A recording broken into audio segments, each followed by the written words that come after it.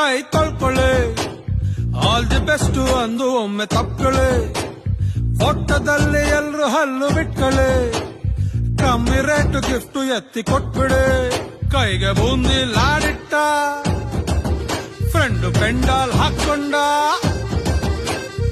ಇದ್ದೊಬ್ಬ ಗೆಳೆಯಾನು ಹೊಂಟೋದ ಲೈಫಿಂದ ಡುಂಡು